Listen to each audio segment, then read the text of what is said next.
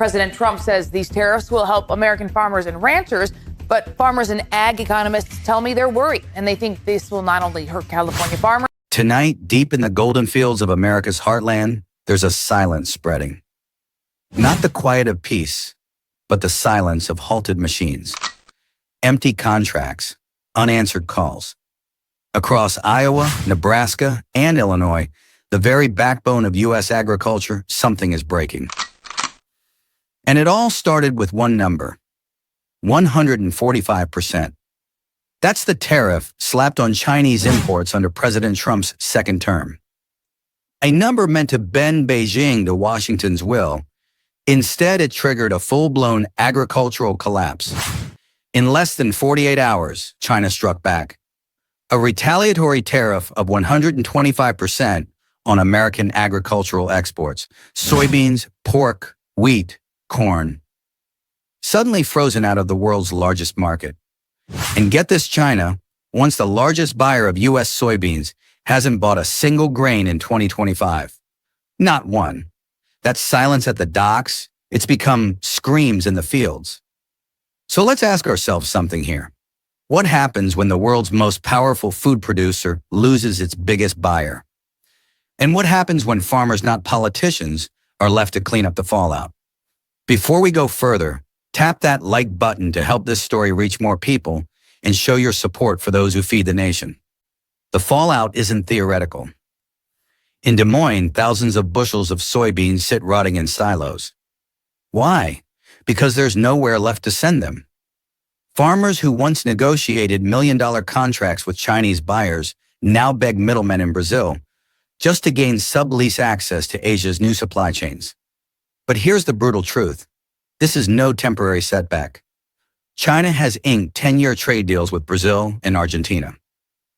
They're building ports, silos, and railway lines with Chinese funding. The new soy superhighway? It doesn't run through Kansas anymore.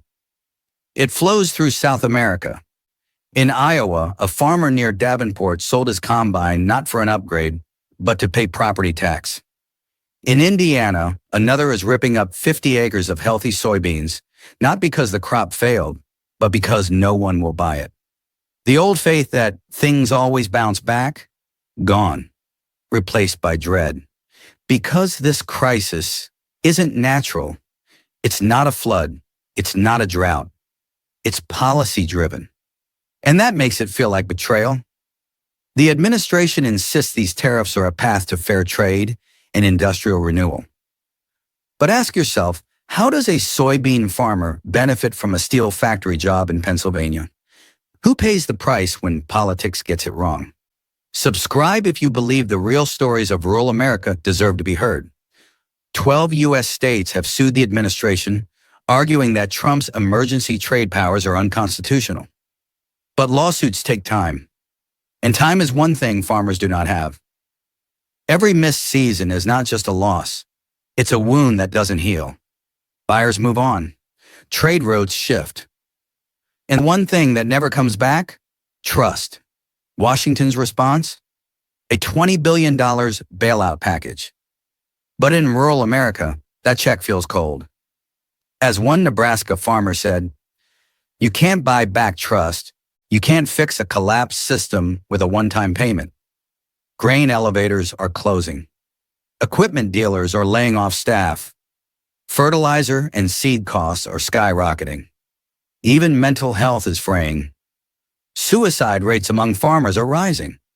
Crisis hotline calls are surging in rural counties. Farming was supposed to be stable, honorable. Now, it feels like a losing game, rigged by politics. Entire towns are beginning to unravel. Local banks are cutting off credit. County fairs are being canceled. Equipment auctions feel more like funerals. And new trade talks with India or the UK. Promising maybe, but they don't come close to replacing China's buying power. One Illinois soybean trader put it best. It looks good in a headline, but that's not how you move 200 million bushels of grain. Meanwhile, Brazil now controls over 60% of China's soy imports, and that number's still rising. With Chinese-funded ports and infrastructure, South America is now the new breadbasket of the East. Even Canada is stepping in. Their exports to China are up 28%. Why? Because Canada didn't burn trade bridges. It built them. And back home in the U.S., land that's been in a family's for generations is being sold. Not to neighbors, to hedge funds and foreign investors. And yet, Washington insists the tariffs are working. They'll bring back jobs. They're part of a bigger strategy. But let's ask again. Where in that strategy is the farmer who just lost everything? Because tariffs aren't a strategy. They're a tool. And when you use the wrong tool for the wrong job, things break. This isn't just an economic failure. It's a cultural one. America is watching the very people who feed it fall, and no one in power is catching them.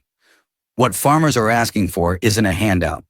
They're asking for a reset, a real plan, smarter trade, better infrastructure, respect. Because if the American farmer can't keep going, then the food system collapses. It's that simple. It's that terrifying. And it's happening now. So next time you hear a politician talk about tariffs or trade wars, remember this. Every broken contract, every abandoned field, every auctioned off tractor, that's not just a statistic. That's a meal. That's a life. That's America slipping through its own fingers. If you found this video powerful or eye-opening, like, share, and subscribe. Help us bring these voices, the real voices of American agriculture, to more people. Because the story isn't over, and neither is the fight.